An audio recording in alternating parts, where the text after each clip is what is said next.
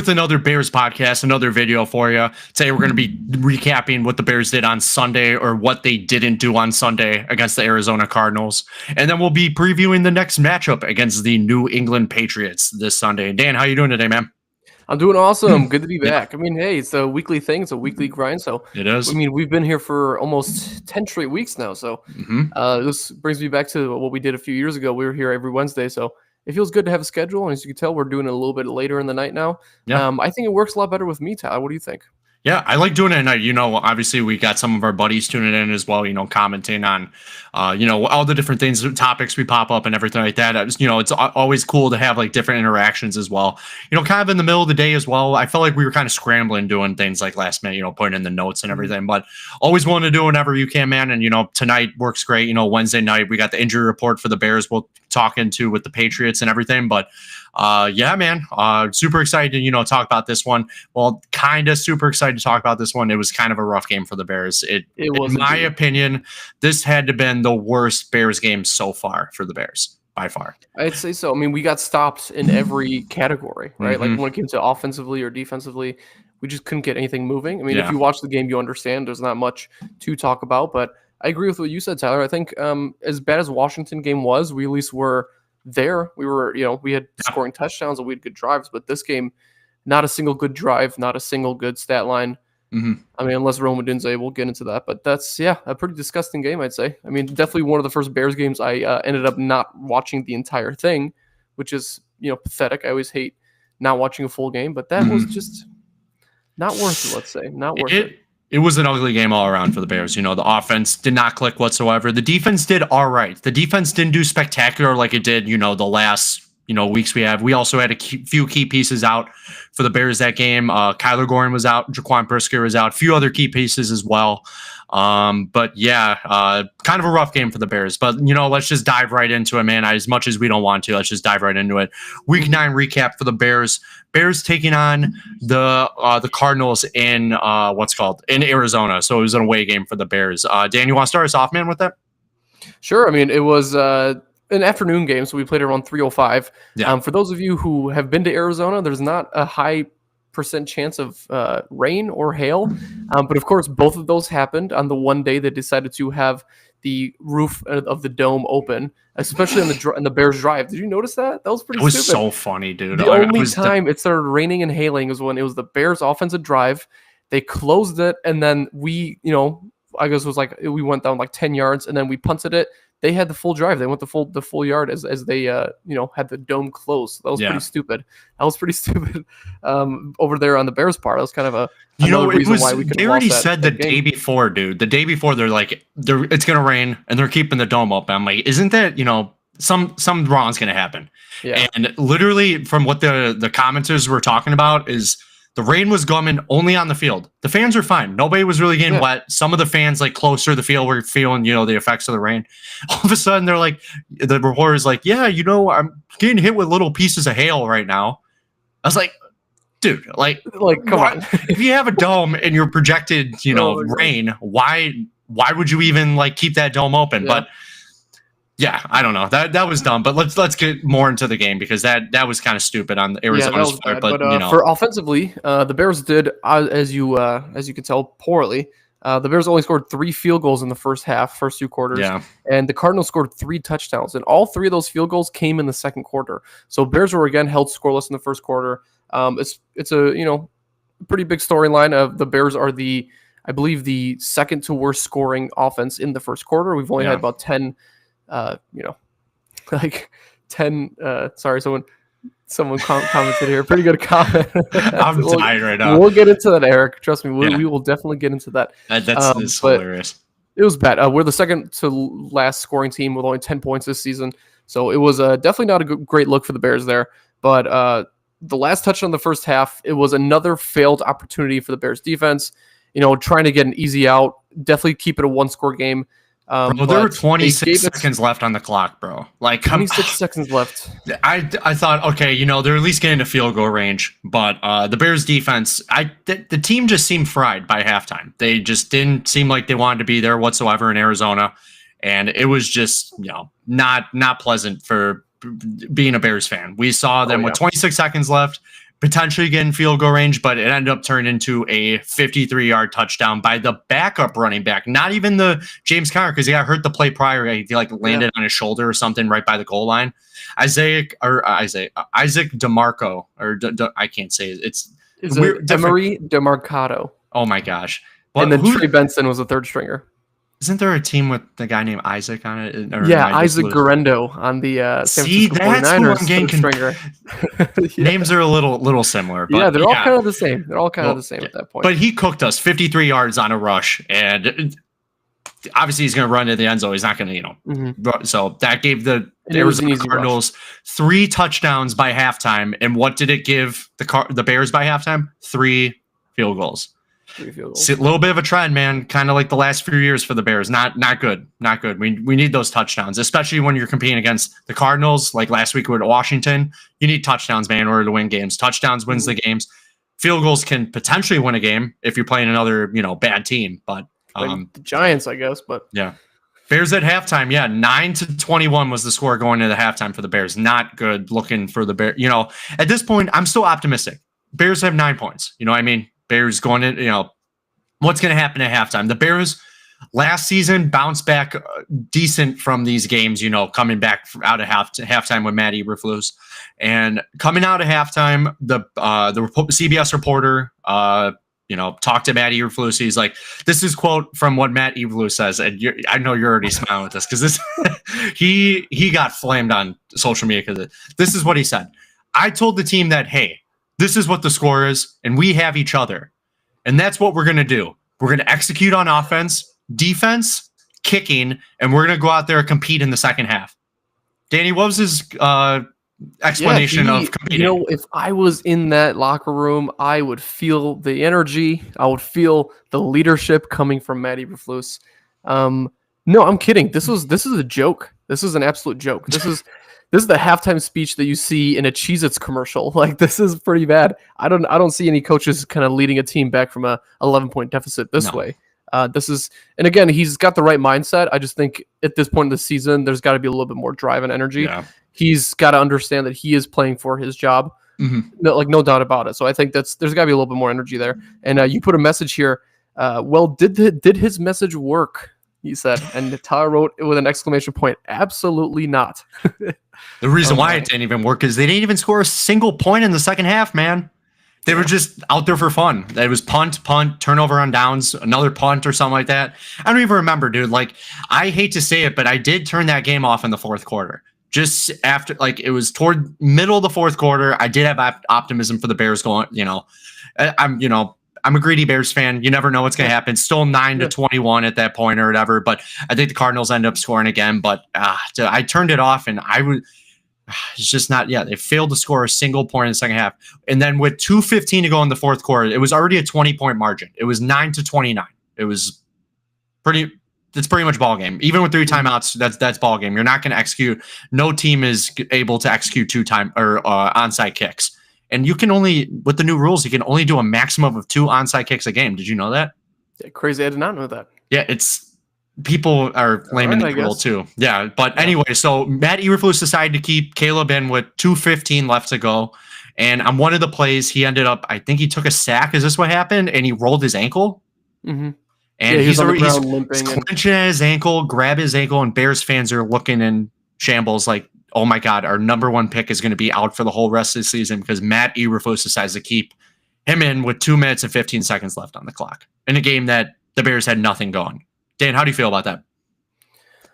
I mean, I think I understand the perspective. I mean, there was nothing to win, but at the end of the day, he's fighting for a position to kind of, you got to put some stats up there. And at least if all that happened was a garbage time touchdown, that at least helps Caleb's confidence just a little bit. That helps DJ if DJ was to score a touchdown, a couple more catches, that definitely helps confidence wise. But we got the worst outcome out of it. I mean, thankfully Williams is not injured. He wasn't on the injury report. It definitely had a little bit of a sprain going at his ankle. Nothing too major, but still, like, you got to be careful for those scenarios because even if he's not sitting here being the number 1 QB in the league, he's still our number 1 QB. Like, as much as I love Tyson, I want to see Caleb out there performing. Yeah. So it's a tough way to lose that game. It's a tough way to lose, especially, on the road. I I can't. There's not much else to call it, but the Bears' final score was Bears 9 to Cardinals 29.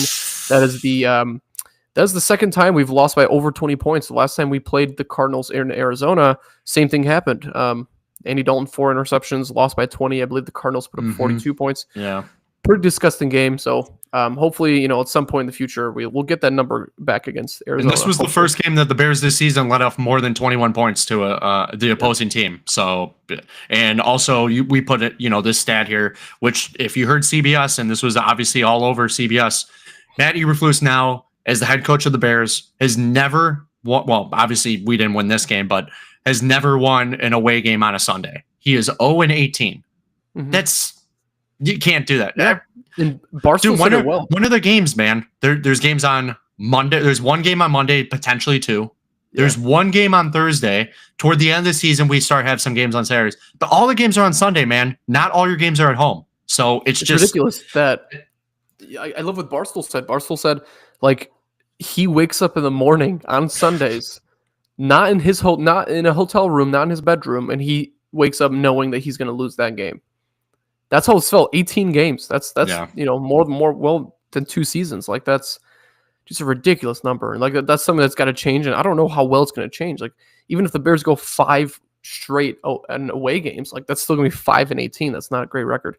It's going to take a lot of changing here from the coaching staff, but we'll go into a couple of the notable players here and some of their stat lines.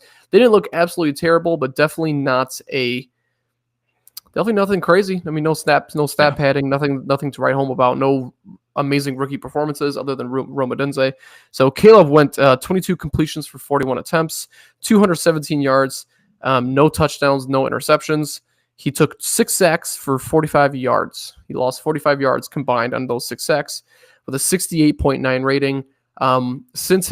Since the rise, right? Since the first 6 weeks where he's been on a rise, he has done nothing but kept going down in his QB rating, which is pretty crazy and not great to see, seeing that these last few teams we played haven't been.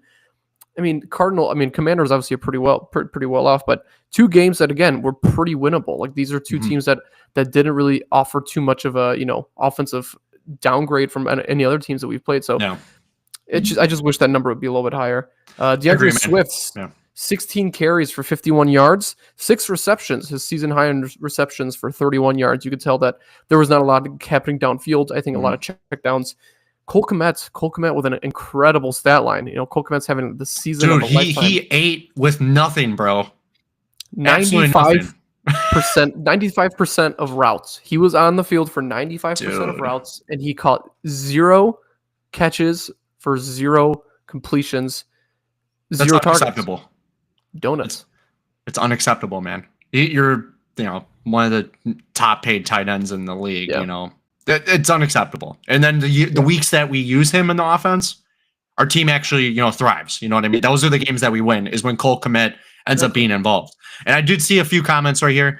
Our buddy Doug said a while ago. He said, "Fellas, I'm watching in night school." Congrats, Doug. Thanks for watching us in night school. Welcome. We appreciate it. Welcome and pay attention. Yeah. Pay attention, Doug. You better pay attention to our podcast, not your night school. But and then Eric also said this is he did say, we did win in London, but we were technically home. But big game, home game. And we're gonna actually go over in a little bit Caleb's stats after 9 weeks. And there's also a little bit of comparison with Caleb's home stats. I don't know if you guys knew how good Caleb has been at home compared to away, but we will talk about that. So no, that's a good point, Eric. We appreciate it. Yeah. But yeah, kind of going to the other people with this game. DJ Moore had 4 catches for 33 yards on 9 targets. I don't know if you saw the play that everybody's kind of criticizing right now, where Caleb Williams was scrambling out of the pocket for a decent while. I think he was scrambling for longer than 10 seconds. Yeah. He avoided like 3 sacks, and it looked like, I don't know, it's hard to say, looked like he might have rolled his ankle, but in the middle of the play, he walked off the field. And in the media today, I believe it was today or yesterday, he's like, I tweaked my ankle. That's what happened. There's nothing really more with that. But I don't know, man. I didn't see like him actually tweak his ankle that hard. I know the media is really criticizing him. I even saw Barstool say they say trade him. after that. I was like, that's raw. Like saying to trade him, man. Yeah, it sucks, especially after he gets a contract, right? He's such a big part of this team. And I do understand the frustration. I get the frustration. When he's playing well, he's happy. Yeah. It seems like he's not happy at the moment. It seems like he definitely needs to get the ball more. I agree, man. I wouldn't be happy if I were him right now, too. Like, we started the season games with under 50 yards. Like, it's not the type of player he is. He's definitely not reaching the milestones he was last year with Justin. So things have got to change. And speaking of the next player, it's not like some of these targets where like some of these throws like were exactly his way. He did have a few that were tight, but some of them were overthrows. So they still call it a target, when it's an overthrow. Yeah. There was one that was in double coverage. Caleb overthrew on the left sideline. I saw that. But he's just frustrated, man. You could tell a bunch of these players are frustrated. The only player that doesn't seem frustrated right now, in my opinion, is I think who's the next player you might be getting. Actually, it's a few players from now. It looks like Rome Odunze. Rome Odunze looks like the only player that does not seem frustrated, just because he's a rookie in the NFL. But Dan, going to the next wide receiver who you were going to talk about. Yeah, Rome's getting his time, which is good. But Keenan Allen, on the other hand, 4 receptions for 36 yards, both 2 top targets. Only 4 receptions for under 40 yards. Keenan Allen both also had 10 targets. So it's just not a wonderful stat line for 2 veteran players. Too, man. He had a crucial drop. A couple of them. Yeah, pretty disgusting catches there. Like he easily threw the pads in the arms. Tried to catch that ball, but just let it go. We got Keenan Allen for the being the safety player. That's where you get like the safety player where you throw. If Caleb throws the ball to him, he's got to catch that. That's what we did with the Chargers, man. Like we had the other people and Mike Williams and stuff like that on the Chargers. But if Tristan Herbert knew he could throw to Keenan Allen to catch the ball and make sure you get that first down, and that's what he was doing. So see him miss those catches, I don't know. I'm not going to say it, but is his veteran age catching up to him a little bit? Is it? Maybe. I don't know. Is that a reason why we didn't extend him? We thought after Jacksonville, we thought he was healthy, but I definitely don't see an extension happening after these guys. And again, it's not entirely his fault, but especially with Rome performing. I mean, what's Rome's stat line here? Like he looks pretty good, right, Tyler? Yeah, Rome looked really well. Rome had 5 catches for 104 yards. He had a good catch on the sideline. He had 1 drop as well. Like a few of these players had drops in this game, man, and it's not good. But yeah, 5 receptions, 104 yards, and 7 targets on that. So Rome did his part when he needed to, and when Rome. This is what's weird. When Rome has good stats for the Bears, the other players have no stats whatsoever. It's either Rome eats and nobody else eats, or all the other players combine, spread the love, and Rome gets nothing. That's why I've seen the trend over the weeks with the Bears right now. So, and Jake, our buddy Jake, just jumped in the chat and he said, Keenan had a few questionable, routes. I agree with that, man. He looked like he gave up on a few of the routes. So did DJ Moore as well. Just this team right now, man. Like 3 weeks ago, after you left the Panthers game and then after Jacksonville, we were just riding the Bears high. We were just super. And now this is a whole new. And we got Aaron Rodgers on the Pat McAfee show.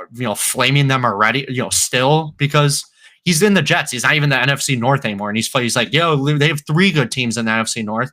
Yeah, I'm not blaming them right now. We're bad right now, dude. This team looks cooked, and that's like it's unfortunate. I hate to be like this, man, but that's how we're looking as Bears fans. I'm going. We'll talk about this later, but I'm going to the game on Sunday. Obviously, I'm going to be a really happy Bears fan, but I think all Bears fans right now are like us. We're on the edge of our seat, and we are ready to flip a switch. And a bunch of Bears fans, like people at Barstool, have already flipped a switch. There might be some changes necessary, right? And whether that's the end of the year or like if you're willing to wait and be patient, but I don't know what kind of changes we can do mid-season. I mean, hopefully, I kind of wish the bye was a little bit later. Pulled up the wrong one. Jake said Rome the next Megatron. I don't know about that, man. Megatron was a whole different breed. Yeah. I love Rome, man, but Megatron was doing this stuff rookie year, like 100 yards rookie year. So, but I love Rome. I guess Rome. I mean, if I'm going to make a crazy comparison to Rome, I'm going to say Brandon Marshall, a former Bear. Yeah, I think a player who's really, really good at strict route running, but he's always going to be open at the end of plays. I think a player like Rome would excel highly, in a Bills offense or a Chiefs offense. I mean, he's obviously doing pretty well in Chicago here, but that's a name that we've got to keep a lookout here for, because I know DJ got his money, but Rome could be next. Rome is playing pretty well when he gets targeted. Going out to the defense here, so the leading tackler is a new name. It's actually the replacement for who was in for Tyreek Stevenson. Elijah Hicks with 8 tackles, and then number 2, Tyreek Stevenson was actually number 2 on the team in tackles with 7, and he did not even get the start. So that's a pretty impressive, key for Stevenson there. So if you guys, if you guys didn't know about Tyreek Stevenson, just real quick, he, obviously what happened last week, there was going to be some punishment with that. We didn't know how long he was going to sit out for. He sat out for 2 drives. He sat out for the first drive, and then the second drive. And the guy who came up for the backup, I can't think of his name off time, man. I should have put it in the notes, but he actually performed really well in place of Tyreek Stevenson. And what happened? He ended up, I think, injuring his ankle, and he was questionable for the game. So guess who kind of had to come in? They're not going to bring the third stringer in. Tyreek, guess what? You come back in, man, after what happened last week. I think he played well. We're not starting. He definitely had an energy factor that the Bears defense was kind of missing. I think as bad as it was his last game or what the job he had, he definitely came back with some more energy, and I think that's something that the Bears defense needed. This is funny, Jake. I like this. Rodgers and the Jets are worse than the Bears easily. Rodgers is jealous. Probably. Dude, I know that when I'm really talking about the Jets, but they have shocked me too. I thought they would at least be a 500 level team, and they've not performed to that whatsoever. But, and that's another coaching thing, right? Because I think coaching over there is a little bit questionable. But at the end of the day, we're talking about 2 teams that have questionable coaching and pretty good pieces. So we'll see what the end result is. I'd like to say that the Bears will have a better record than the Jets. But going back into the defense, sacks and interceptions. So the Bears did not record an interception this game, but we did record 2 fumble recoveries. Kevin Byard had a sack and a fumble recovery, probably one of his better games of the season. He is the last player that did kind of let go on that DeMarcado 56-yard touchdown. He was the last player. He could have got a better grip on him when he was running away. But Elijah Hicks got a fumble recovery. Jacob Martin, that's a new name, got himself a sack, and Chris Williams also got himself a sack. So a couple new names on defense here. So a couple D linemen that got some good sacks here. So I'm excited to see that. We're going to need to be deep because once we get into the injuries here, we'll show you guys exactly how troubling the Bears defense could be for the next few weeks. And it's definitely questionable. The way the defense played here. I told you earlier that or last week that a big part of this game needs to be getting to Kyler Murray. Getting the defense on him and putting him on the ground because he's got good legs. He's quick arm. But unfortunately, we did not do that. They beat us on the ground easily and not even through the air. Marvin Harrison Jr. did not have a crazy good stat line. No. For him, I think he's not really proving to be the number 4 pick that everyone suspected him to be. I think he's somewhere. I might even put Rome in front of him. I'm not sure if he's providing as much as people thought originally. So they beat us on the ground. That's the unfortunate part. And so the Bears defense is definitely going to need some help. But when it comes to punting and special teams, it's Torrey Taylor with another pretty good game. 4 punts for 218 yards, 1 inside the 20-yard line, only one of those 4 punts, and the longest one being 68 yards. So it's a good punt. He's still providing what we need there on special teams. Unfortunately, it didn't come to any huge costs for their offense, but he's doing his job, and you can't hate him for that. Eric, I see your questions in the chat. Actually, that's going to be our next thing after we get to the positives and negatives. We're going to talk a little bit about Eberflus and what his role should be with this Bears team, after this week or maybe even next week. So let's just go real quick. Let's just get into the positives. Now we're going to go right to Eberflus. So positives for this game, man. I'll go over one of them. Caleb's pocket presence looks good. He knows when the pressures come into him, when he can, obviously react to it. He can react pretty well. But if there's a broken coverage, he's going to take the sack like any other quarterback. Lamar takes the sacks like that, But his pocket presence has been doing pretty well. Definitely better over the last few weeks. And then Roman Caleb's connection in this game was awesome. It was great. Yeah. He had 104 yards, I believe, if I recall correctly, 104 yards, and he did awesome. And that's the connection we need. But we need that connection to everybody on the team. Cole Kmet, we need that to DJ Moore. We need that to Keenan Allen. Even the other pieces too, if DeAndre Carter comes in. Just whatever. We need to move that ball. And DeAndre Swift's been in that package too, but any other positives, man, or you kind of want to just go on to the negative? I think that's all the positives I got. Similar to last week, there's not many good takeaways to take away from this game. So heading into the negatives, which is probably the longest list, same as last week. Team energy. I think team energy after halftime just wasn't present. I think even in the first quarter, there wasn't a lot of energy after the first 2 drives. Halftime coaching, as we mentioned before, halftime coaching was just, there was no major adjustments. There was nothing that this offense or defense changed to help them lead to at least a scoring drive or getting more downfield passes. Everything that happened in the first half. So these 104 yards that that Rome got, at least 80 of those yards came in the first half. Nothing crazy after that. The overall offense, right? The overall offense did pretty poorly. There was nothing to take away again from any growth from any of these players except the connection from Caleb to Rome Odunze. But either way, Rome has a very long career in front of him. We need to make sure that those connections are being made with Keenan, with DJ, with Cole, even with Mercedes Lewis, like getting some other players involved that have an opportunity to be a long-term part of this team, even when they have deals that are going to be expiring in the next 2 or 3 years. So that's tough. And the rush defense. Rush defense is somewhere near the bottom of the league after these last 2 weeks. Man. We have let up 381 yards in the last 2 games and 2 major plays. I mean, 2 major over 30-yard touchdowns, which is pretty inexcusable, something that we can't be letting happen. This is just, it's not something that we're known for in this Bears defense. And let me tell you this, if the Bears defense starts underperforming, you definitely can't expect the offense to perform any better. And that's just something that Eberflus, if there's something he can control, let's go ahead and let's control this defense. Let's try to continue the way that these making this offense struggle. And play calling goes on to the offensive struggles pretty bad. And then Cole Kmet, obviously same thing with the offense, 0 activity. That's just something you paid the guy. You got to play him. He's great at blocking, but that's not his only job. He's got great hands too. Last year, he had some really great circus catches. Give him the ball. At this point, it's like, I understand that Caleb's scared to throw interceptions, but if he's completing 22 passes, have him complete 5 more passes, just lead him to a player in the middle of the field. Like just trying to get some more yards and get more first downs, because it looks bad. It looks bad. 22 completions is fine, but it looks bad. This is a great question by Jake that popped up after we just kind of talked about Cole Kmet. Do you think Kmet will look better in the Caleb era? Maybe see his full potential with a possible better passing quarterback? This is a great question, Jake. I really do think so. The only reason right now is I think the play calling is just not there. I think the plays have been designed poorly. Kind of like we talked about, one of the negatives for the Bears right now is, obviously the play calling. When we need 10 yards, we're doing, like, our play caller, Shane Waldron, right now is calling 30-yard, not like Hail Mary pass, but, like post routes and stuff like that. When you only need 10 yards, you just get the 10 yards, man. That's all we have to do. And Cole Kmet's great for that. Cole Kmet is great to do a 10-yard post route, catch the ball. That is one of his, strong suits being on this team. And look at one of the best plays of the year that basically happened. It was not in a regular season game, besides him getting those 2 touchdowns or whatever. It was that 25-yard pass in the first preseason game that where Caleb scrambled out, threw a dot to Cole Kmet in tight coverage, and we were like, this is going to be the connection that we need. And I truly do believe that. Justin Fields was a good passer to him. He was kind of like his number 1 target. DJ Moore was kind of like his second target, in my opinion, when Justin Fields was on the team. But Caleb is still trying to figure this out, and I'm not blaming Caleb. I'm blaming the play calling right now, just with Cole Kmet.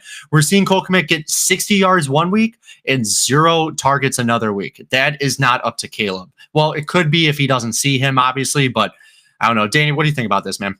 I think Cole's fine. I think Cole's going to be all right. I mean, again, he had the game with 2 touchdowns, and he hasn't had a game with over 100 yards. I think that's a little bit about the consistency in the passing. I mean, we've only seen Rome have 2 100-yard games, and then I think DJ had 1. So that's definitely not a hot commodity, these 100-yard games, but I think Cole's fine. I think, again, it's just play calling. I think Cole doesn't want to be on another team. He doesn't want to start playing with another quarterback. I think Caleb is, again, the guy. He's going to get multiple years to try and attempt some sort of chemistry, but I think Cole's fine. A game like this is something that you have to expect. Every single team has a game where one of their key players has a dud, right? And this is just part of the play calling. It's just part of the Bears only scored 9 points. We were not getting it to the red zone. We were not getting it to the other side of the field.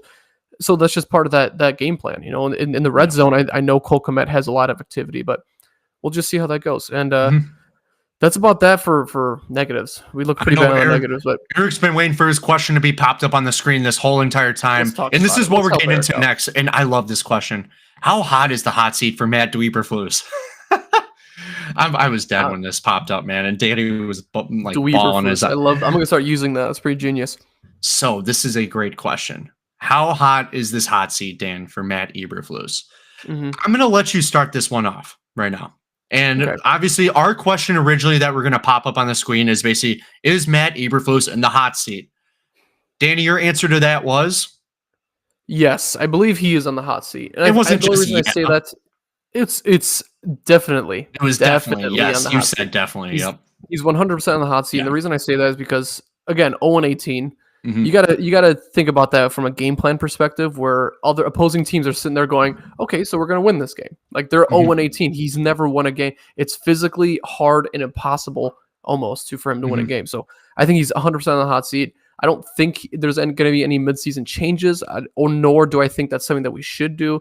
Because again, I don't think the QB coach or Shane Waldron is the player that should be communicating with Caleb like fully throughout each game. I think Flus has done an okay job. Again, Caleb hasn't had the worst games. He hasn't had a rookie season like Justin Fields per se, right? Let's just say that. Yeah. But definitely a lot of changes upcoming, and I think he's on the hot seat. It's time to call it that way.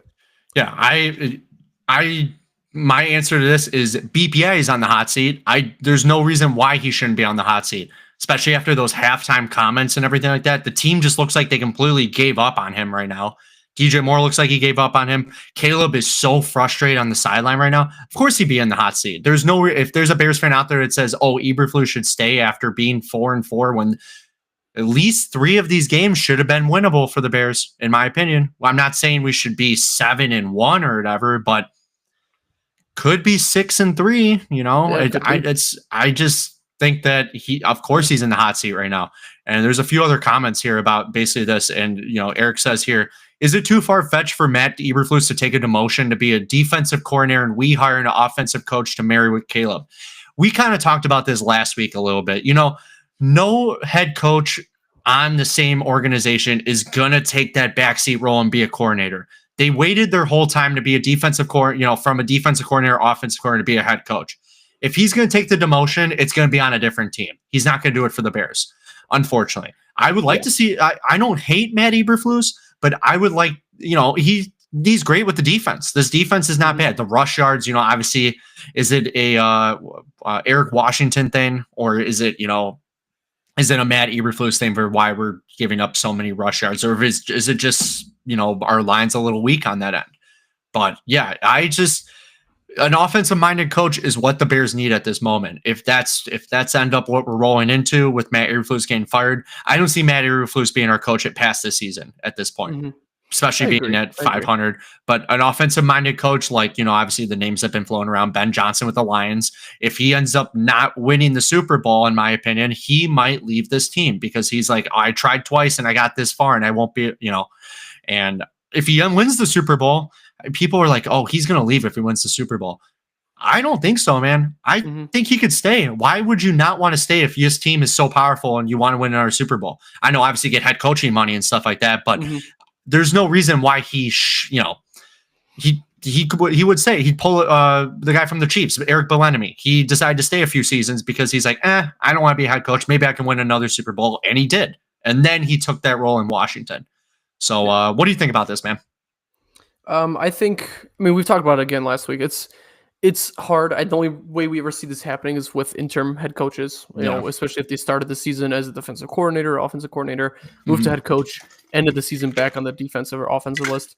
I don't see this happening just simply because you need a fresh, clean slate, and having Flus there is definitely, I would love on the defense, but when has this defense not done well, I guess, right? Because any defensive coordinator bring in, we have the pieces, right? We have the pieces to build a great defense. And now that we switched 3-4, I think it's even easier to find another coordinator in that position.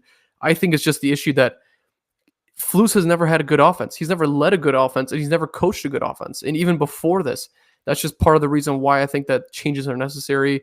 Him on the hot seat maybe doesn't need to happen immediately, but that's just, it's a bad look for the Bears right now, and everyone knows. And Eric says he is a good D coordinator. I agree, man. He came from the Colts as a defensive coordinator. This defense looks straight, or really, really good. But the offense, on the other hand, looking a little bad. And I have to admit, I love the Shane Waldron hiring when it first happened, and he was great with Seattle. Look what he did with Geno Smith. But here's the thing: what if we find out that Shane Waldron wasn't actually calling all these plays? What if it was Matt Eberflus having a little bit of influence on calling these plays? I don't know. We'll see what happens in the offseason. Right? Same thing happened. And then Eric said, oh, this is funny. Watch the Bears be like, wow, the Panthers really turned it around at the end of the year, and let's hire their offensive coordinator. That would be a Bears move, man. It would be a Bears move. Look what someone we never heard of, right?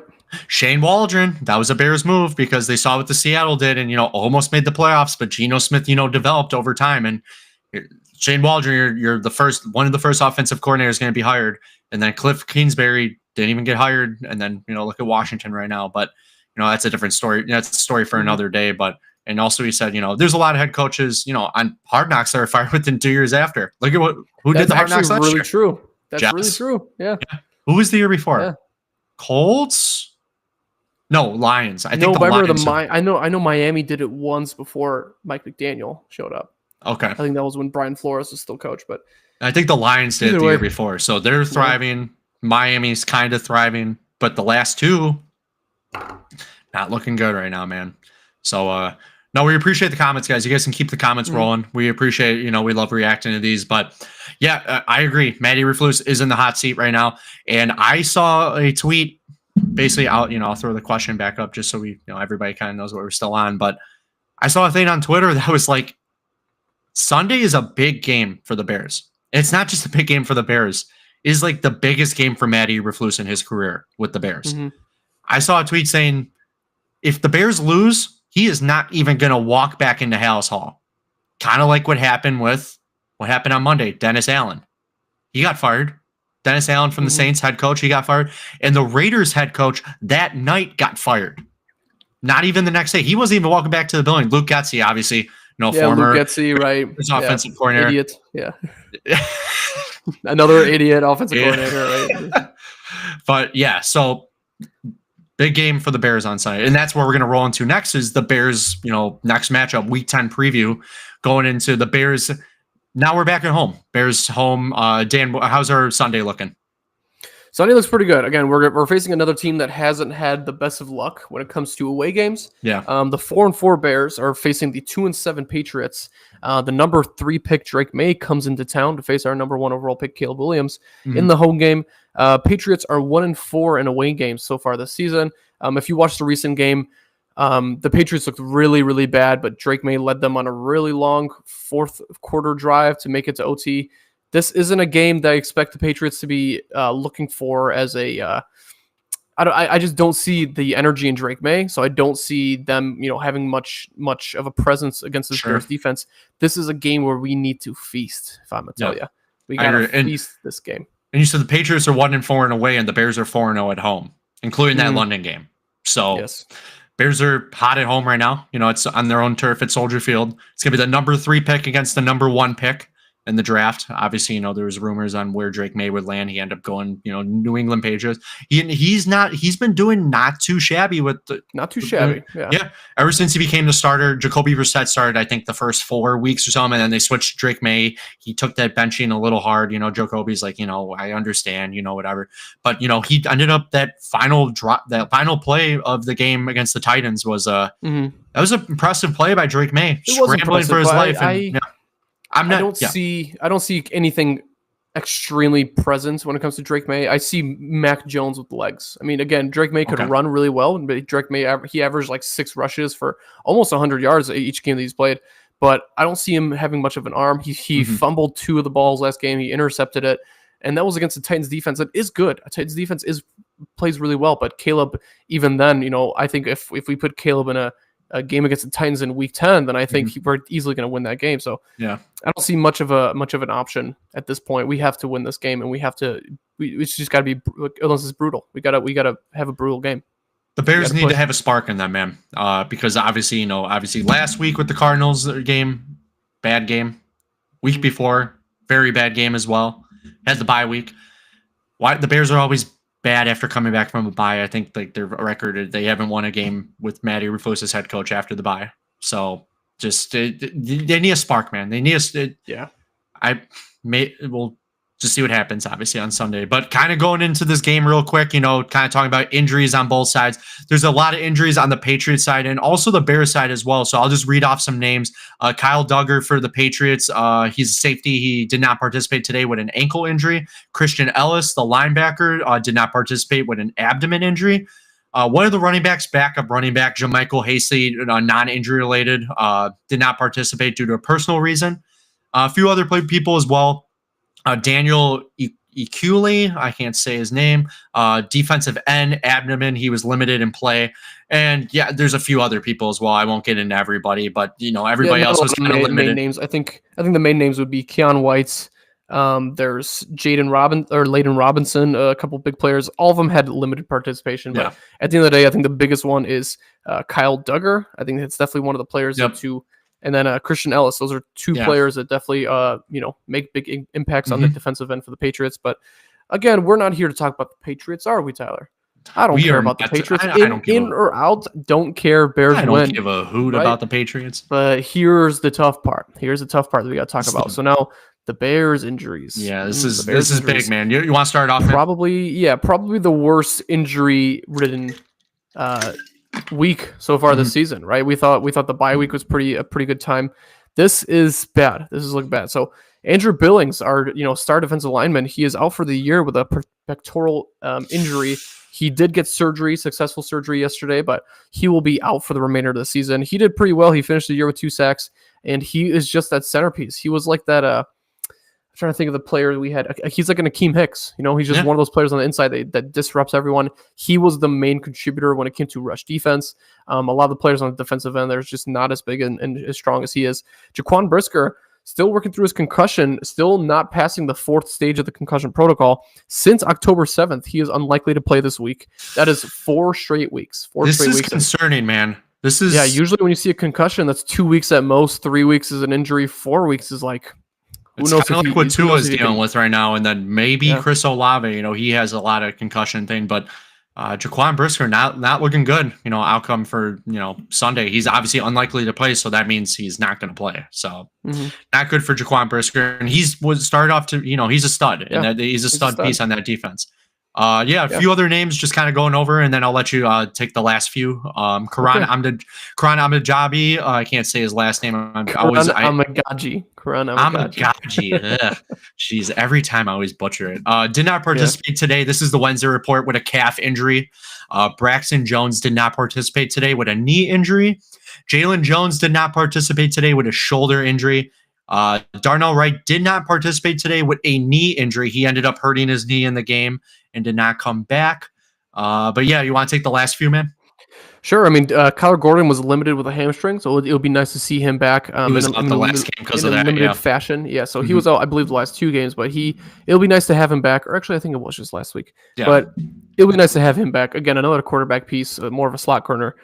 So we got Noah Sewell as well, limited participation with a knee injury. Terrell Smith, that'll be nice to have him back in the lineup. He's definitely been a big contributor as well. He was limited this week with his ankle. Montez Sweat is also limited with a shin injury. He was out last week, right? He did not play last week. So I think seeing him play limited, I think is a good sign. We definitely are going to need him on that defensive end because otherwise with Andrew out, there's not much telling of who's going to be the pass rusher. And then Darrell Taylor, the big offensive acquisition. I think it was like week 3 we got him from the Seahawks linebacker. He was limited with a knee injury. It would be nice to see him play out again because he has been playing really well in his 1-year deal. Yeah. But yeah, that's all for injuries. Definitely the most injury-ridden week. Like I told you, it's looks bad. It's not looking beautiful. And if half these players don't play, then it's not looking great. But the big thing with this one, man, is the one injury that obviously we don't see on there is Caleb with his ankle. That is the biggest injury. If that popped up on the injury report, I think Matt Eberflus his seat's going to be a little bit more toasty, in my opinion, because, obviously keeping him in. Jake did end up throwing a question. If he said, if you had to guess the first 3 positions the Bears pick in next year's draft based on how their season has gone this year, what would you say? And I know my answer. And you should have the same answer as me, man. And everyone should have the same answer. It's got to be offensive line, dude. It's got to be. This offensive line has been shaky. And it's like not even like it could be like starting pieces, but it's got to be the depth. Depth is what makes the team go around. All these teams like the Chiefs, one player goes down, the next player pops up, not saying a Pro Bowl caliber player, but it's got to be offensive line. That's what the Bears have to tackle. And that's what the Bears have failed to do in this year's draft. I know we got Karan Amagaji. I said his last name right. Great. But it's just, Darnell Wright was the last offensive, starting offensive lineman that we took. A few years ago was Tevin Jenkins, but Dan, what's your answer to this? Yeah, so first pick that we're taking is going to be a guard or an offensive lineman, guard or left guard. Okay. Someone to be on the blind side. Tevin Jenkins has played great, but he is very injury ridden. We don't know how much longer he's going to play on his contract. Second pick, we're going defensive line. We're going someone to be the anchor on the defensive line, someone that we could use. Third pick, I'm going wide receiver again. I think Keenan Allen does not finish his deal. I don't think we go out and get a Chris Godwin or Mike Evans, one of those players that's I'm trying to think of players that aren't Bucs wide receivers, but there's a lot of free agent wide receivers next year that are going to be available. So that's going to be a big name to look out for. I don't think the Bears are going to go out and spend wide receiver money. I think we're going to go ahead and draft somebody. So that's what I said. I think offensive line, defensive line, wide receiver, 3 positions I think the Bears are going to draft. Good answer, man. Thanks for the question, Jake. Appreciate it, man. Thanks, Jake. And Jake also did say, after kind of talking about, Jaquan Brisker and his concussion, Olave, he thinks Olave is done, sadly. His concussion history is worse than Tua, and he's much more risky position to take hits. And, I was just talking to, who was I just talking to about this? I was just talking to my girlfriend's brother about this, basically saying, obviously we all think the Guardian cap looks, silly. You know what I mean? It looks silly. It doesn't match the helmet. It has a little logo on there. But if it's for the safety of the players, man, it might be, I would not be shocked to see it in 5 years be a regulated thing. I know obviously everyone, kind of flame it and be like, oh, this looks stupid. But it's like wearing a helmet when you're riding a bike, man. Obviously the helmet looks stupid, but it's there for your protection. That's what it is. If you fall off the bike and you whack your head, head injuries don't go away. If you break, that's like what I told you, like when I broke my ankle, I'm lucky I didn't whack my head because, head injuries, it's a serious thing. Exactly. But yeah, it's hard to see, concussions and head injuries. Some of these players got to know when to call quits. I know money's a thing. Mm-hmm. I know, players love the game. They love to play, the game of football and stuff like that. But players like Tua and Olave and stuff like that, I know Olave just started like 2 years ago. So this is his 3rd season or something like that. But some of these players need to, what's your stance on this? It is what it is. I mean, at the end of the day, it's the game of football. Sport they love. Yeah. It's a sport they love. We saw that with Tua. I mean, everyone's sitting here saying, Tua, how can you possibly come back? Neurologists told Tua he could come back. That's their job. Their job is to pretty much go up to him and say, hey, like, what's the better health for your family? And his family said, Tua, like, we want you to play. That's his dream. That's his goal. It is a tough situation because when you deal with brain injuries, that's the only injury that repeatedly gets worse and worse. Mm-hmm. You can restructure a knee all you want. You can get fake tendons all you want. It's going to change the way you play, but not the way you think, right? That's the thing with a head injury. We could talk about it all we want, but at the end of the day, I think the NFL is already ahead of this program. They understand the way that head injuries work. When you look at a lot of players that have raised foundation, raised charities, to try to understand the way that CTE works. Mm-hmm. A player like Olave, I don't see him leaving. I don't see him leaving strictly because he's on a rookie deal still. I think he comes back. He's had 4 concussions this season, right? One in preseason. At least every 2 games he's got a concussion. So it's tough to see him go through that position. But the craziest part is I know in 2 weeks that he'll be back and he'll be playing and he might be startable. And if you're looking at fantasy games or football games, whatever the difference could be for you. So I think he's startable still. Yeah. Thanks for the comments, Jake. We appreciate it, man. So just kind of, wrapping up, week 10, the preview against the Patriots at home. Some adjustments from week 9 to week 10. Week 8 to week 9. We're not in week 10. Wait. In week 10? This is week 10. This is week 10. Yeah, I was like, oh my God, like I didn't update. Yeah. I didn't update that. That was my bad. So week 10 adjustments from week 9. Obviously bad game last week against the Cardinals. No offense whatsoever. Defense looked bad. What is one adjustment off top of your head that you can think of the Bears need to do in order to get a win against a 2-7 New England Patriots team? I think it's got to be design play calls. I think you tell Caleb, you reach the ball to the player in the first second of snapping the ball, whether he's open or not. Like, you just hit the player where he needs to be hit. Try to make some more chemistry written with DJ Moore. Mm-hmm. Someone's going to have a good game here. Someone needs to have a good game. I know I love Rome. Rome's going to have his time.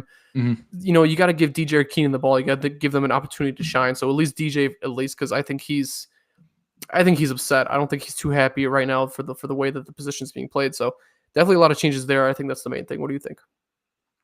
I think, like you said, play calling's got to be number one. We got to be in my opinion, against these New England Patriots, we have to have 2 touchdowns by halftime.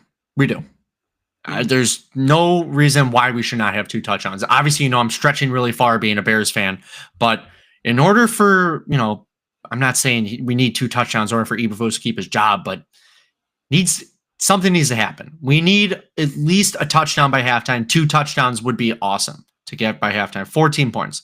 I would be happy with 3 or 4 or 9. You know what I mean? We need points, not just field goals. We can't be the last year's Bears and the last 5 years Bears with only field goals. You're not going to win games. You're not going to be a playoff team with only field goals. So the play calling needs to be a little bit better. And, let's get everybody involved, not just one person or whatever. I'm not saying everybody get 100 yards. That'd be awesome. But let's get everybody involved. Let's get DJ Moore involved. Let's get, Cole Kmet involved. Obviously, he had no targets whatsoever, no catches. So if Flus and the Bears don't win on Sunday, he's gone. It's what it is. He's not going to be our head coach anymore. And Soldier Field is going to be very unhappy on Sunday. I will be at the game. I'm going to be at the game with a few people. Really excited about that. I'm obviously there to root them on. I'm not going to be booing the Bears. I'm happy Bears fan. But it's just these last few weeks have been so frustrating, man, for being a Bears fan.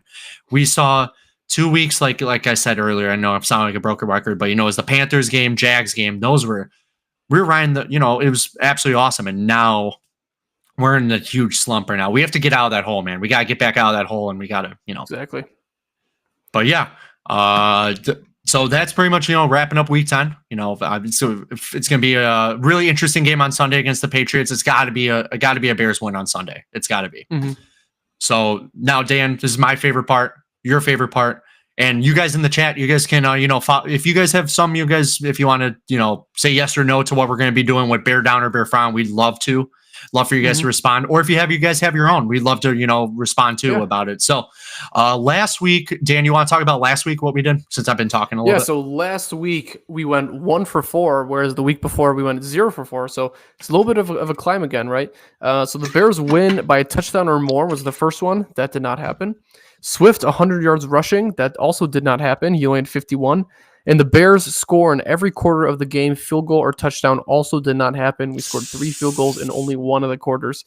So that was a bit tough, but we did get one of them. Here it is.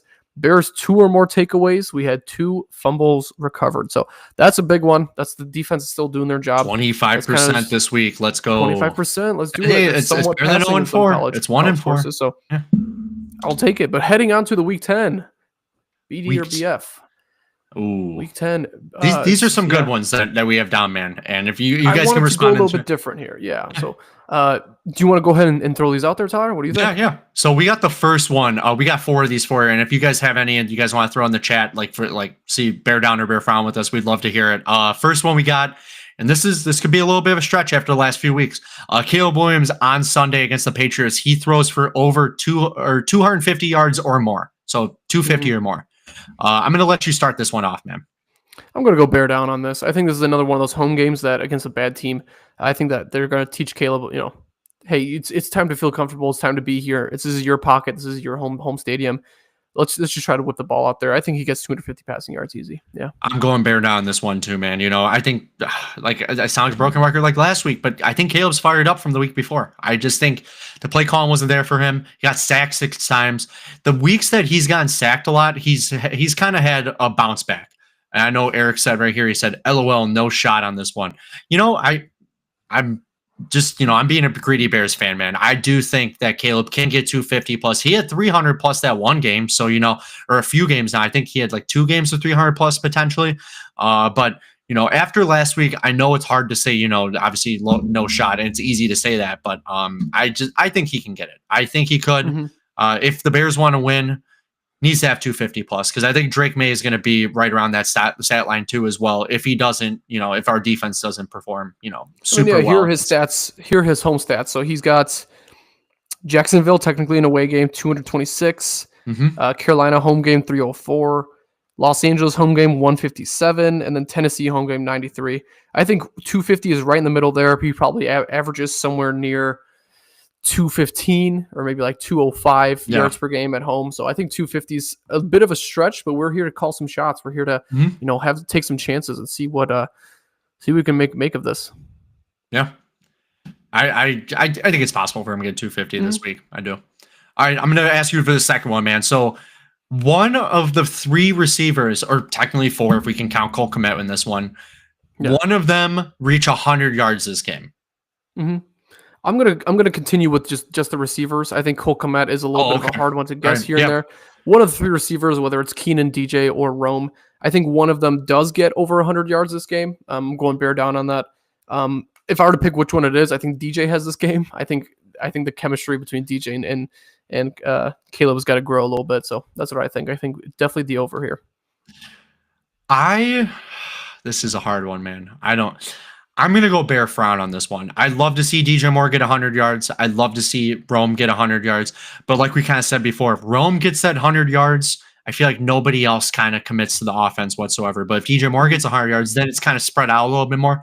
If we see DJ Moore get 100 yards, that'd be awesome. I'm going to go bear down on that. But I just think nobody else will kind of potentially do it this week. I think he's going to want to target DJ Moore. I think Caleb saw what happened with DJ Moore in the media, and I think they're kind of working this out, and this is going to be the game. I don't think he's mad. I know Eric said some here, like what was, DJ Moore giving up on that play of Sunday, rocky waters between him and Caleb or whatever. I think it's rocky waters between him and the head coach. I think he's just upset with the play calling right now. I don't think he's upset with Caleb. But I'm going to go. I know I said bear frown, but I'm going to go bear down. I'm going to switch my answer. I think DJ Moore is going to have a bounce back. You want to say the third one, man? Wonderful. Yeah, third one here is Drake May gets sacked 3 times. What do we think about that one? Kyler Murray got sacked twice. Drake May being a rookie quarterback. He's been sacked, I think, around 3 times each game. That was about the average. Do you think we sack him 3 times? Give me a bear down on this one, man. Yeah. Caleb took 6 sacks last week. Drake May can take 3 against the Bears. I'm going to go bear down on this one. So too. He's a rookie quarterback. Rookie quarterbacks don't have the mentality kind of like, obviously veteran quarterbacks do. I do see him getting sacked 3 times by the Bears. Mm-hmm. Yes, again, Caleb, rookie quarterback, got sacked 6 times against a pretty bad Cardinals defense. I think we sack him 3 times easily. Mm-hmm. And the last one here. Yeah, this is the last one. Patriots are going to. Do you think the Patriots are going to score less than 17 points on Sunday against the Bears at Soldier Field? I think so, definitely. So these are probably some of the easier ones. The last 2 here, sacked and Patriots score. I think it's an easy one. I think they score under 17. They were held to 17 points exactly versus the Titans. I think Bears at home is going to be a little bit of a different atmosphere for them. So, yeah, under 17 points, give me it. I'm going right at 17. I'm going to go like bear down, bear frown, like right in the middle. I'm going to say bear down, though. I think they can get 2 touchdowns and a field goal. I don't see them gain more than that. I think they can hold them right around 17 on Sunday. If the Bears want to win, they got to hold them below 17. I think just the way the Bears are scoring right now, it's a little bit of a toss-up. A little bit of toss-up right now. But, yeah. I know we sound like greedy Bears fans again. I think we got like 4 bear downs in a row with bear down, bear frown. So we'll see on Sunday, after Sunday, how we turned out with that. But appreciate you guys commenting on that with the bear down, bear frown. We love doing that. And kind of to wrap up the show, we got 2 more things for you. We're going to kind of talk about Caleb's season stats after how many games now? 9 games. Season stats after 9 games, 9 weeks. And then we'll kind of go over, some, quick moves that the Bears did and some fun facts for you in the next 3 games. This will be a quick wrap up for you guys. So Caleb Williams right now, after 9 weeks, he has thrown the ball 264 times and he has 162 completions in the Bears uniform right now in his rookie season. His completion percentage right now is 61.4%.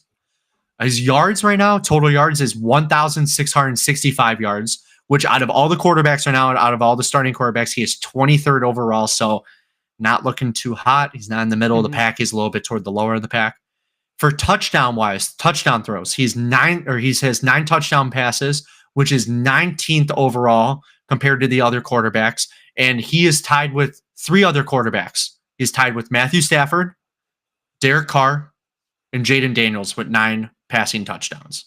And he has 5 interceptions on the year as well. And Dan, you want to kind of, talk about, his carries and stuff? Yeah, he's doing pretty well with rushing the ball. 38 carries for 221 yards.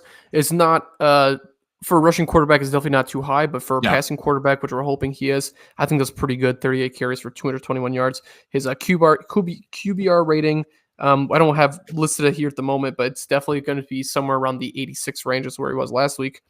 He's ranked 27th in the league for QBs, which is pretty darn awful. Yeah, not looking good right now for Caleb. But on the other end, though, what about these stats here? These are the stats that I had to look this up because it's kind of cool seeing away stats, overall stats, and now his home stats. Obviously, Sunday is going to be a home game.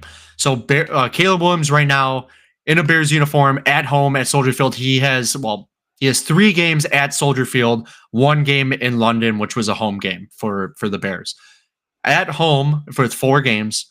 67.3% completion percentage, which is obviously a lot better than what he was doing before. 780 total yards, 7 touchdowns, 1 interception, and he has a 105.1 passer rating. So clearly at home with the fans interacting with him, kind of giving him a little bit of a spark, he thrives a little bit better under the pressure. And I love seeing that. It's beautiful. That's what we need to be seeing, and I'd rather him be playing good at home rather than being playing good away.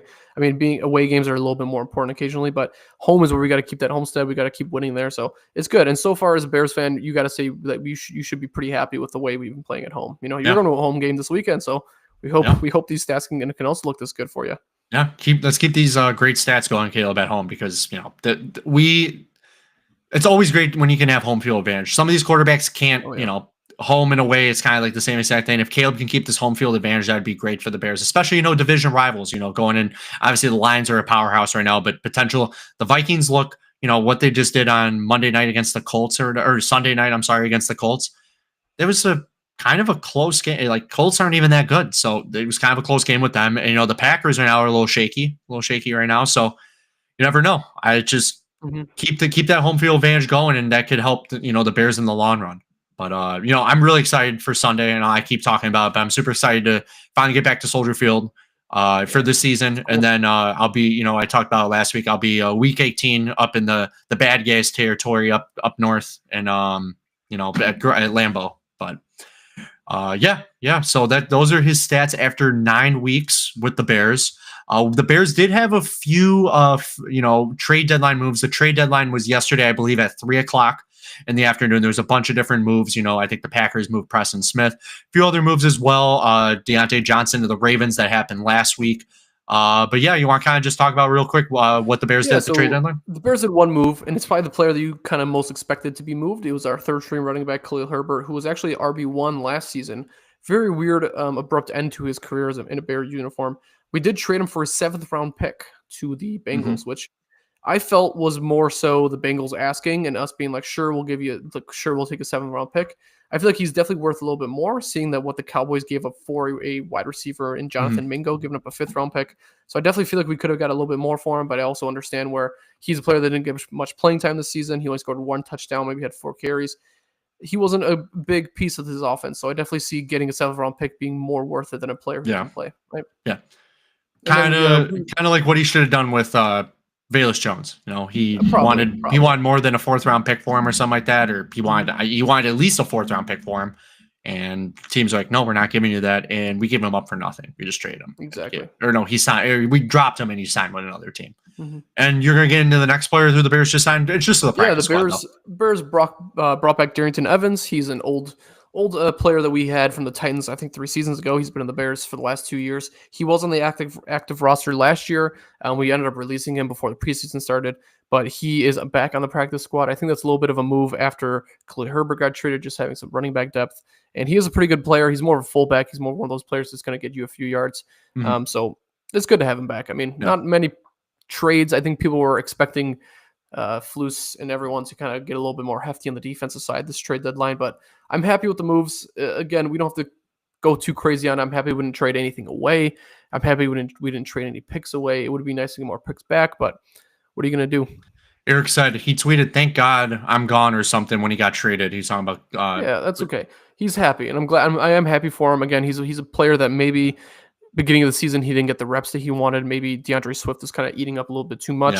And I still like Roschon Johnson. I think Roschon Johnson is somewhat of a better premier player for the future than Khalil Herbert was. Herbert was a really good dart throw from Virginia Tech, right? He was a 4th-round pick a couple of years ago, so he was a really good dart throw, and he helped us out a lot last season. So I wish the best for him. I think he's going to get a lot of playing time in Cincinnati. I don't know if he's going to be competing in any playoff games, but He's And Joe definitely gonna be in a Burrow better just spot. talked to the media today about him, and he seems super happy to have Khalil Herbert on the team. Says he's already learning the playbook pretty well, and if he doesn't know something, he's already coming up to Joe Burrow. So, he did nothing wrong. He was he was like a top rusher for the Bears that like last year, 2 years ago. I forgot which year it was, but wishing him the best. He deserves the best with it. Obviously Zach Moss being out for the year. No, yeah, Zach Moss out for the year now. I think Zach Moss is actually just he's I dealing thought, with an ankle injury that is it's the same kind of injury that is I it? forgot what player AJ Brown dealt with. It's like a hamstring where it's like you could be out 1 week, you could be out 6 weeks, and you won't know until I right gotta before look you this up because practice. I thought he was out for the year or so, likely to miss the rest of the season. Oh, never mind. Yeah, see, that's why I thought I read somewhere he's like might be out for the season. So that's why Bengals ended up picking him up. They need a backup to Chase Brown just in case something happens to Chase Brown or whatever. Definitely. Yeah, kind of. We got two more things to go over with you guys before we wrap up this show. Let's just quickly talk about the next 3 games for the Bears coming up. Dan, you want to start it off with us? Obviously, we've already previewed. Happening this week, Tyler's going to be at that game, yours truly, versus New England at home at 12 p.m. Central versus the number 3 pick, Drake May. Just to let you guys know, these next 3 games are all home games. So if Caleb Williams has been playing that well at home and we've been winning that well at home, I think these next 3 games should be a little bit easier for us. So hoping for that. New England, obviously the first game coming up this week. We got New England this week, which we obviously preview and super excited about. And then next week, after that, we got our friends up north coming. Division games coming up. Yes, these next 2. The dudes up north, Minnesota, or not Minnesota. That's the week after. Both technically up north, but Green Bay and Minnesota back to back. So Green Bay was going to be the week after. At noon, we're playing, Jordan Love and Caleb playing each other. And then we got Minnesota the week after that at home, Sam Darnold against Caleb. It's going to be a fun 3-game home stretch for the Bears. And if if this Bears offense and this team can get a spark this Sunday against the Patriots and, we put up big numbers against the Patriots, this could lead, rolling into the next week could be good for the Bears, against the Packers who have been a little iffy since Jordan Love came back with his groin injury. And then, Sam Darnold looks, he's good. I'm not saying Sam Darnold is bad, but he's doing like good right now. I'm not saying he's great. Yeah. Slowed down a little. He didn't start off like MVP Sam Darnold like everybody was talking at the beginning of the season. But definitely. Yeah, so some pretty good home games coming up. Obviously, we started those division games, and I told you that in order for me to feel a little bit more confident in Flus, finish the year with a winning record, get 2 of those division games as wins, and then I'll be kind of happy with the way things at with coaching. Obviously, Caleb needs to make a way bigger stride than the way he's playing right now. But again, pretty exciting football. At the end of the day, if the Bears aren't playing all too well, these are, at the end of the day, fun games, right? Green Bay game is, at the end of the day, a really fun game. Green Bay week is just one of my favorite weeks of football. And then versus Minnesota, I mean, Bears have had really good games in the past. I think we swept them last year when they had Josh Dobbs. So it's going to be a good position for the Bears to play, and I think it all starts with a win this weekend. That's kind of the big thing. Starts with a win, man. Let's get that heading into a couple Bears fun facts here. So done with the schedule there. We're just going to finish it off with some things to make you think about while you're watching the game, something to look forward to for next week when you see us back here. So the Bears' 11-game win streak of allowing less than 21 points has ended this week against the Cardinals when the Cardinals put up 29 points. So that streak is out of the picture. Let's start a new streak here. So Bears, if you want to start a new streak on defense, maybe let's start one on offense. How about this? His Bears have an 11-game win streak of scoring 21 points or more. That's kind of the goal I'm having here. So after that one, we have the second one here. This is a very interesting one for you, Tyler. I think this is something that we're gonna think about a little bit more when it comes to the coaching staff. Bears are 10 of 16 on 4th down this season. That is a 62.5% completion percentage when it comes to going on 4th down. That's 10 for 16. That's well over first in the league. That's pretty good. I'm happy about that number. I mean, we're pretty number, bad man. on 62%. Down. Third down, I think we were 32 for 108, which is a little bit more on the 30-40% side. Definitely not a number you want to be seeing. But going into the last one here, also something to look forward to for the next 3 upcoming weeks.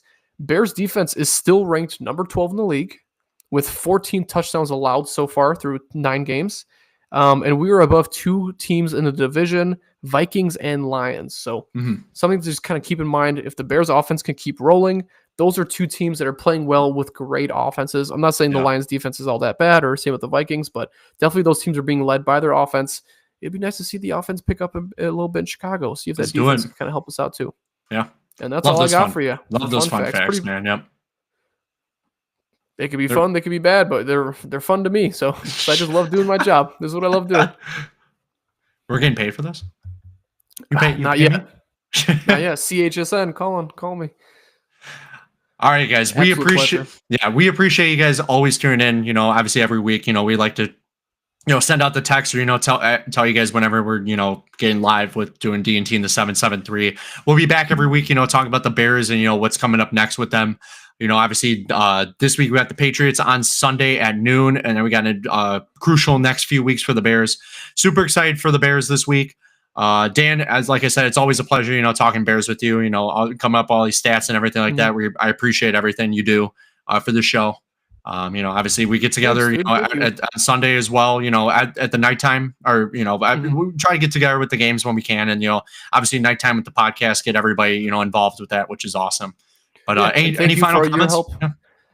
I thank you for all your help. Obviously, you're the one that kind of helps set this up each week. We kind of switch off when it comes to doing the document.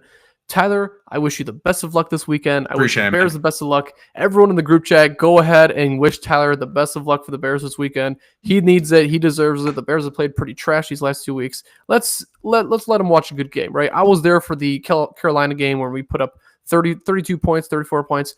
Let's give Tyler a good game. Yeah, Tyler, what is your score prediction for this weekend? Let me hear you out. What's your score prediction? Ooh, this is a good final. Bears score prediction for Sunday against the Patriots. I'm gonna go Bears 32, Patriots 17. That is my prediction. 17. Okay, Bears bounce back after a bad 2 weeks. Locker room starting to get together. That's what I got. What's going to be your prediction? I like that. I'm gonna go 30-20, I think, is the final score. 30-20. I think Caleb throws 2 touchdowns, maybe an interception here or there, but I think he gets those 2 touchdowns and 250 yards is kind of my goal. 30-20. I'd love that. Lock it in. Put it in the board. Lock it up. Put it in FanDuel. Lock it in. Let's lock it in. All right, guys. We appreciate you guys tuning in. Thank you guys so much for watching D&T in the 773. We'll be back next week talking about what the Bears and the Patriots game look like, and then we'll, you know, previewing the next week's game against the Cheeseheads up north, the Green Bay Packers. So thank you guys so much. We appreciate it. And as always, bear down. Bear down. See you guys. Thanks, everybody. That was awesome. That was a good one, man.